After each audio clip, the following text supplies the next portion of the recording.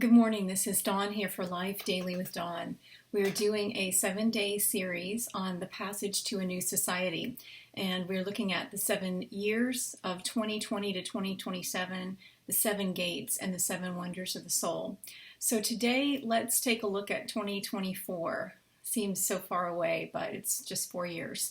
So 2024, our theme is going to be growth, which is the 5th of 7 wonders of the soul. This year is going to be all about balance and rebalancing. There's some restructuring still going on, but it's really about finding balance, and keywords that I was given were flow, form, function, and then flourishing. And the opportunity of 2024 is to come to a whole new understanding of what it means to flourish, to live an abundant life, to experience life and life to the full, not only for ourselves, but also for our neighbor, for our community, for our nation, for our world, for all people to have the opportunity to actually fully experience life and life to the full, and to create the conditions that will allow for that. So 2024, it's an invitation to the radical reclamation of growth and a new understanding of what growth is. The passage that we're going to be making together in that year is about stepping into the radiant realization of who we are individually and collectively. And the way that we're going to do that in this particular year, as we pass through this gate and whatever 2024 brings, is through a rebalancing.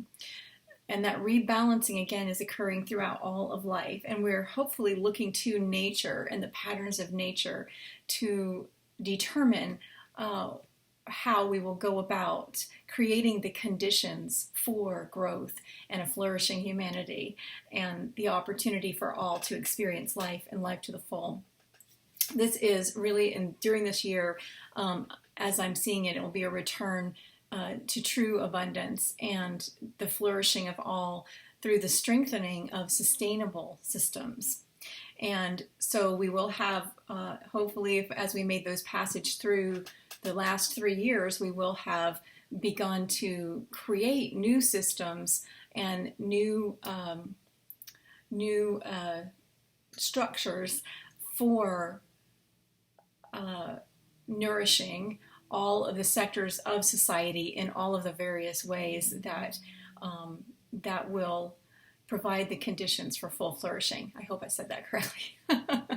So true growth, what's true growth? True growth is cultivated when we find our forward flow, and it requires an honoring, an acknowledgement, and an honoring of both form and function. So what's it for? All the practical things, the function side of things, and then the form, does it bring beauty to our lives? Is it something that elevates us? And so those two questions will be ones that we're asking within all of these sustainable systems that we are creating together, co-creating, and also within the way that we go through our lives, just our daily lives. As we make that passage day to day, we're going to be asking those questions. We're going to be rebalancing and weighing both form and function, and finding new ways, I believe, to elevate what it is that we create together and what it is we offer to one another, and how it is that we do the work that allows us to receive our daily bread. I hope that made sense. So the questions that will be pertinent during this year are: how will we remove the limitations that we have placed on our own lives, on our closest relationships, on the meaning and the full experience of community, and on the whole of humanity? So we need to look at individually and collectively where we have been limiting our own experience and the experience of another, knowingly or unknowingly. And then we need to correct those places where that has been occurring, where we have placed a cap, a limitation. And sometimes that's not deliberately thought out. Sometimes in society in particular, that can happen when we're just asleep at the wheel, or we're just tending to what our own issues or problems are, and not paying any attention to this group over here because it doesn't impact us and we think it doesn't matter. It all matters. It all matters. Nature is one whole. Society is one whole. And where one is suffering or does not have the opportunity to thrive, none do ultimately. And so that's the opportunity, is to really understand that in a new way and to move forward with confidence and boldly toward the future of our dreams and the vision of a new society, a new era rich in love. The second question of 2024 is going to be, how will we create these sustainable systems, and how will we begin in that creation process or continue in it by expanding radiantly from within, individually, and then in all of these various groups and communities of belonging of which we are a part? How will we look at the soul of any particular group and elevate those highest qualities and expand upon those and practice those daring adventures in radiant expansion, and thereby embrace the infinite potential as a people that are called to this time and place to support life to the full and for all. So infinite potential is, those are key words as well. I didn't mention that at the beginning. So it's growth, yes, and it's steady growth. And you can think of that as, the sprout to the seed, to the seed to the sprout, to the plant, to the flourishing, whatever it becomes, whatever it's meant to become, it will become.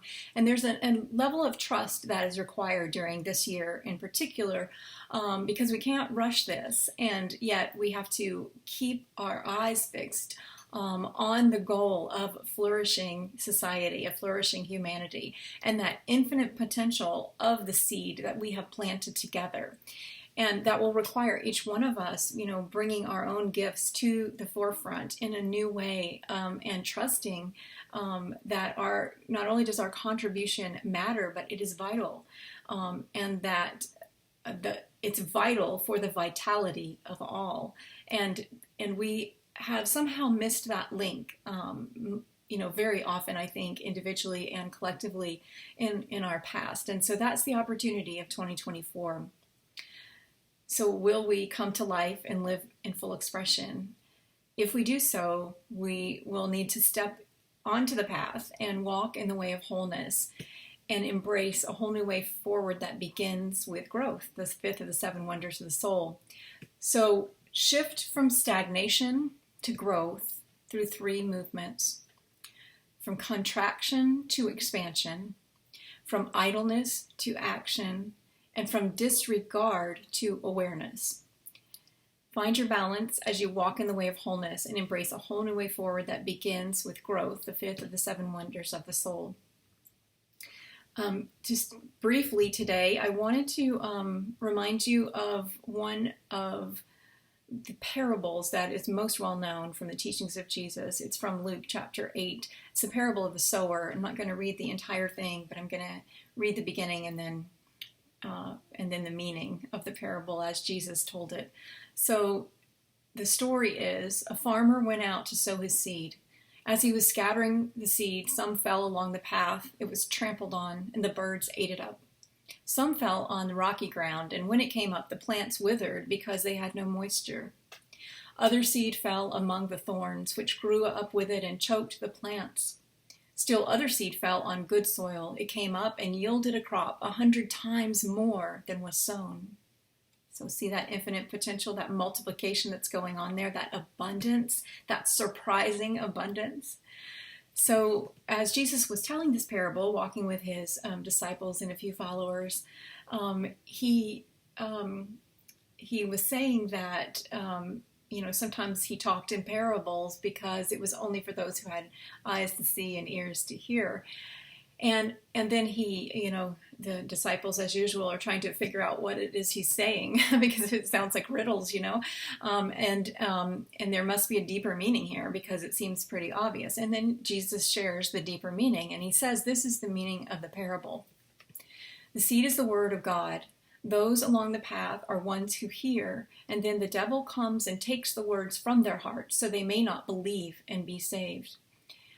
Those on the rocky ground are the ones who receive the word with joy when they hear it, but they have no root. They believe for a while, but in a time of testing, they fall away. The seed that fell among the thorns stands for those who hear, but as they go on their way, they are choked by life's worries, riches, and pleasures, and they do not mature. But the seed on good soil stands for those with a noble and good heart who hear the word, retain it, and by persevering, produce a crop.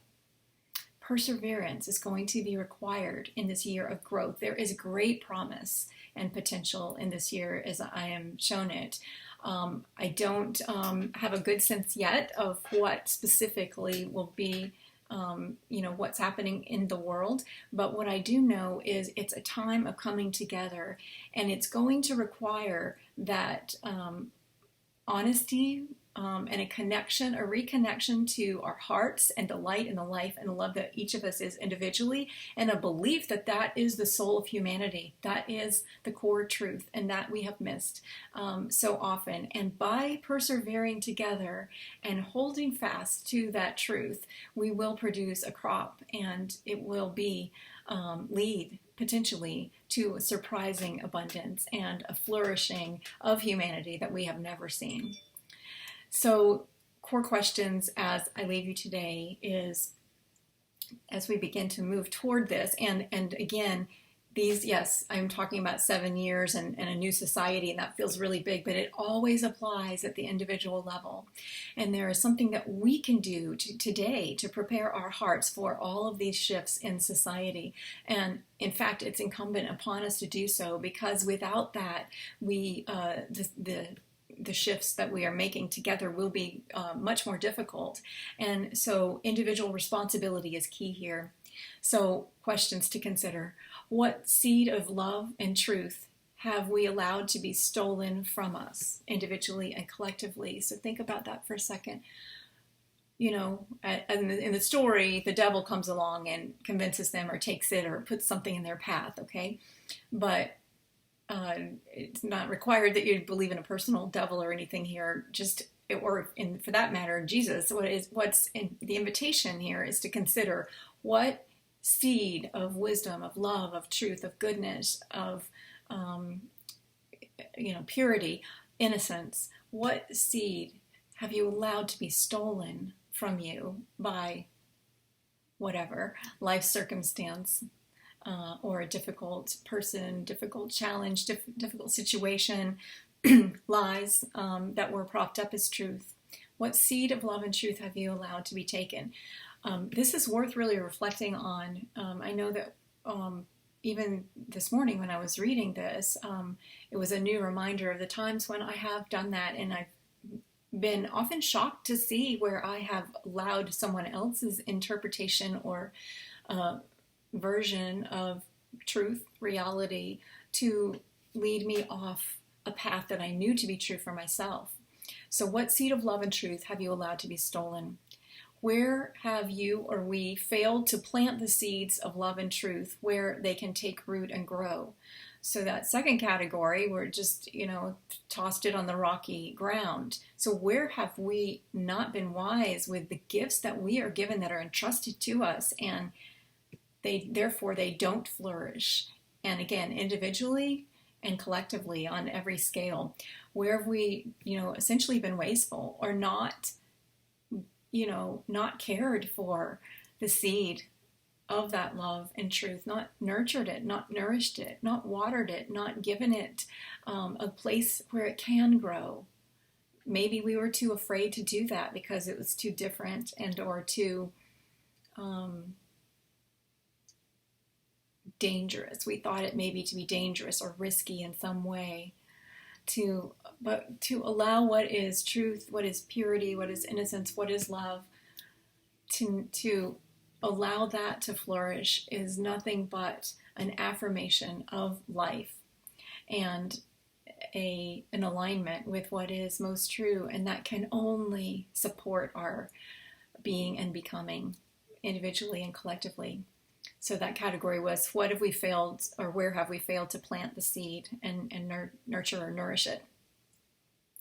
Third question is, where have we allowed the seed of love and truth and ourselves to be choked by life's worries, riches, and pleasures? Now, you don't often hear those coming together like that. Worries, pleasures, riches.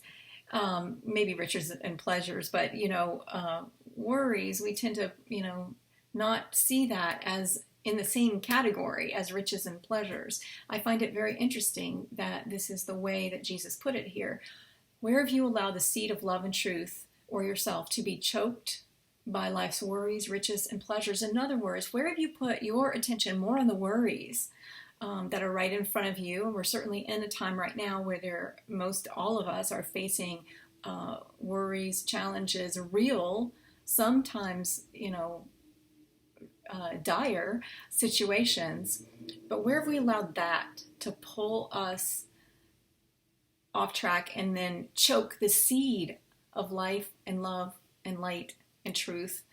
Where have we allowed that to overcome us, in other words? And then on the other side, but as I said, Jesus mentioned them as one, the riches and the pleasures and the distractions that are so plentiful in our current societal structure. They're everywhere. As a matter of fact, I notice, in this time of, we are in the world right now, when I'm recording this, there is the coronavirus, and it's, a global situation. And certainly here in America, and I imagine many, many places, there is a real restlessness because we are accustomed to lives that are very busy, and many of us, have activities, work, and taking care of the family, that sort of thing.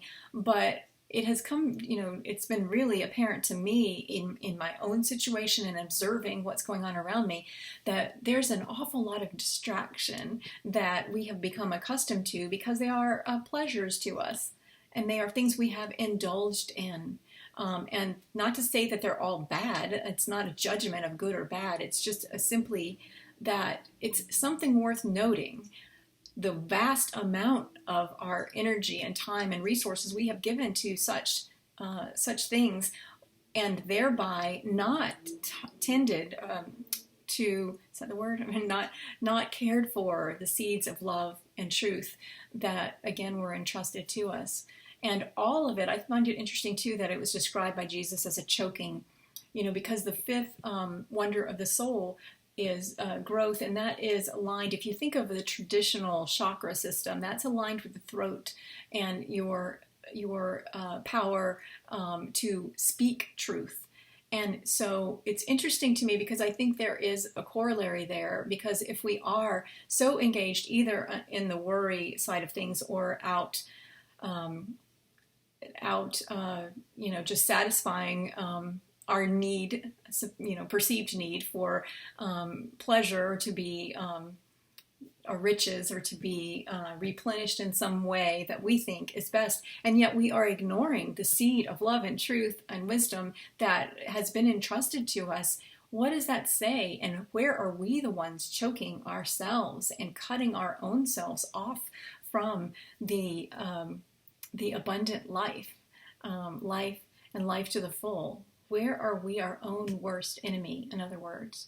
And where have we done that as a society and denied another the gift of life and living in full expression because we were too caught up in worry about our own lives and or indulging in more and more and more and more, whether it's money or more of a certain kind of thing. Entertainment is certainly a big one, and there is so much that can choke the life right out of the gift that we are given here. I think of nature also and the environment, and I think that will be a big theme in the coming years, and to include this year of 2024 that I'm discussing here.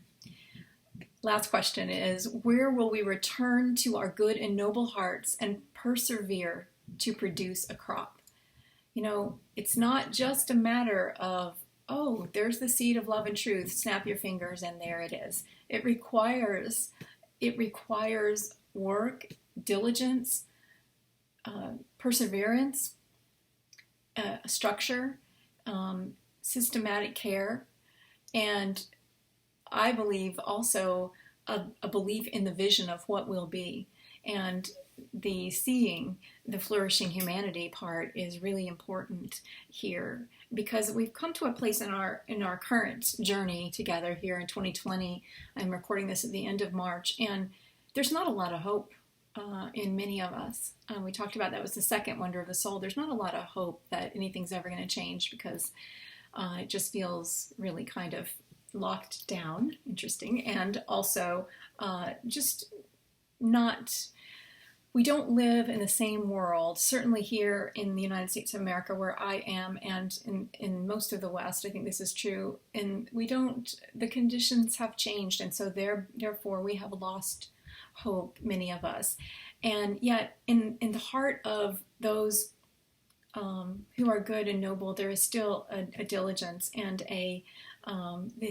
people still show up, right? And that's what we need to do. We got to show up together and persevere together, holding fast to that vision of the infinite potential and the abundance for all. And as we persevere, we will produce a crop, and in all likelihood, it will surpass our expectations. And if not, we have much to learn from farmers. And in my book, Cultivating Essence from the Matrix of Soul, you can find that if you're looking for it. It's under the title Seeds for Life, and that's the entire core passages from that body of work. That's available on Amazon. But in that book, the introduction to that material, those 90 Seeds for Life, it talks about the creation of a new agrarian society and how it begins within our hearts. And we must cultivate from there the gifts and then share with all, and then create together a new society, and enter into a new era rich in love. So the opportunity of 2024, again, is one of great abundance and joy. I haven't talked a lot about the joy, but that's something that I saw very, very, it was one thing. That the abundance and joy were the gifts as we persevere together, and as we do this work of returning to our good and noble hearts, and believing in the good and noble heart of humanity, and cultivating that more than the distractions, more than the worry, more than listening to what someone else, angel or devil, might say, and just in fact returning to the fifth of the seven wonders of the soul, growth, and returning to be a people of good and noble hearts, and persevering to produce a crop that nourishes all who hunger and thirst for a whole new way together. We are on that way together, and there is a new way forward that begins with a whole new you. It's walking in the way of wholeness. So let's learn what it is to embrace a new agrarian society where we till the soil of our hearts and cultivate those gifts within us and share freely, and tend to the love and the truth that life leads us to together, and find those places and cultivate that. To see it in one another also is really, really critical.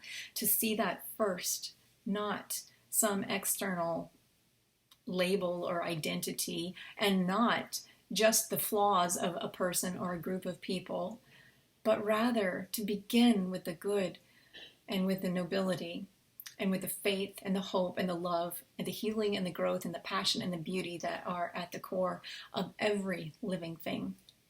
So let's follow that and tend to the seed, to cultivate that rather than abandon it or turn our eyes toward lesser things. That's the opportunity of 2024. Thanks so much for joining me, and I will see you tomorrow, and we will look at 2025.